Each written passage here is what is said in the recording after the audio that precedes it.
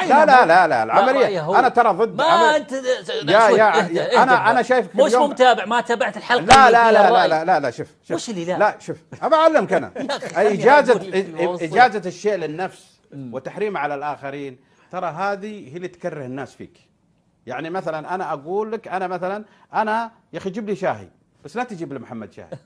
لا هذه والله شوف هذه اجازه الشيء للشخص وتحريم على الشخص الطرف الثاني، ترى هذه هي اللي تخلق الفروقات وتخلق الحزازيات وتخلق لاعبك هذا من حقك طالما انك تملك عقده، من حقك انك انت كاتب اساسا في عقده اذا اردت ان تكسر العقد تكسره ب 6 مليون يورو، ما قال اي شيء ثاني، اكسر العقد 5 مليون ونص او 5 او 4 او 3. طب هذا اللي عليك شايف حتى عقد ميسي انت الظاهر كل ما قلنا لك اعطيناك رقم اعطيتنا رقم ثاني. والله العظيم اليوم على طول الضد. اسمعني ما بضد مو بضد الا هذا اسلوب الضد. وش اسلوب حتى قلنا لك المبلغ كذا قلت لا 6 مليون يورو عليها كلنا نسمع انه 6 مليون. طيب اسمعني مو تاخذني بالحكي يا ابو فهد شوي، ما اخذك بالحكي خليني اناقشك. لا هذا اسلوب الضد. طيب خليني اناقشك. 6 مليون يورو عمر خريبين، انت قلت 6 مليون يورو، انا ما صححت.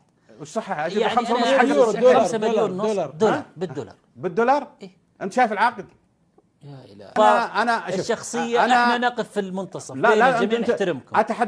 لا اليوم بالذات انت لم تكن امام الاربع الزملاء على مسافة واحدة ابدا، لانك كل يوم كل الاخبار اللي نعطيكها انا اعتقد انك لا زلت تعيش. لا انت تجي هنا مش تعطي اخبار، تعطي اراء عاديه. لا ما اعطيك، لا انا اعلامي اوكي، بس انا ارفض اني اكون كناقد. انت كناقد ما جيت هنا عشان تعطي اخبار، انت تعطي اراء. لا مو صحيح، لازم والله انا اعطي اراء اعطي اخبار. انت قلت للزميل الحين نختم.